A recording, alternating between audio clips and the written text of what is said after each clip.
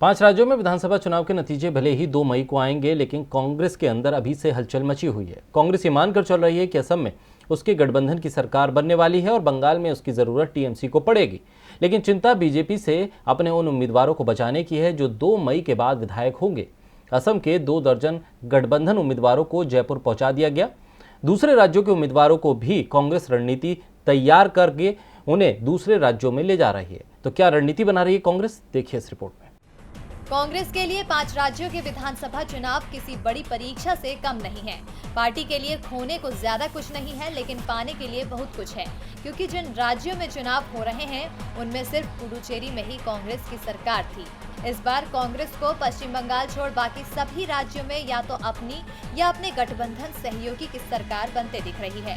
कांग्रेस को उम्मीदें तो बहुत हैं, लेकिन चिंता बीजेपी की उस रणनीति को लेकर है जिसके कारण कांग्रेस को कई राज्यों में अपनी सरकार खोनी पड़ी। इसलिए चुनाव परिणामों से पहले ही बीजेपी से अपने संभावित विधायकों को बचाने की रणनीति तैयार करने में कांग्रेस जुट गई है। सबसे पहले कांग्रेस ने असम से अपने गठबंधन के उम्मीदवारों को जयपुर भेजना शुरू किया।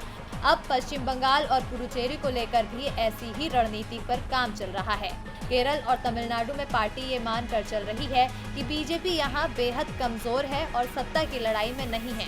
केरल में तो कांग्रेस का संगठन भी काफी मजबूत है, इसलिए तमिलनाडु और केरल के प्रति कांग्रेस को ज्यादा चिंता नहीं है। लेकिन बाकी के 3 राज्यों में बीजेपी से अपने उम्मीदवारों को बचाने की कोशिशें अभी से करनी पड़ रही है।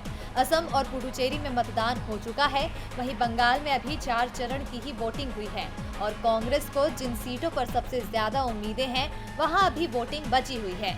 इसलिए पश्चिम बंगाल में पार्टी अपने मजबूत उम्मीदवारों को लेकर कोई फैसला नहीं कर पाई है।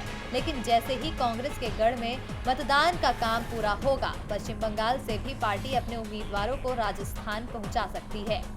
पश्चिम बंगाल को लेकर कांग्रेस मानकर चल रही है कि यहां किसी भी दल को बहुमत नहीं मिलेगा और मतगणना के बाद कांग्रेस किंगमेकर बनकर उभरेगी। पार्टी के अंदर अभी से ही टीएमसी के साथ जाने को लेकर राय बन रही है, लेकिन इसके लिए कांग्रेस को अच्छा प्रदर्शन करना होगा, साथ ही अपने जीते हुए उम्मीदवारों को बचाना भी होगा। ऐसे में 2 मई से पहले कांग्रेस असम, पुडुचेरी और पश्चिम बंगाल के अधिकांश उम्मीदवारों को जयपुर भेज सकती है, जहां से वो सरकार गठन की प्रक्रिया शुरू होने के बाद ही वापस अपने राज्य लौटेंगे। डीबी लाइव की रिपोर्ट।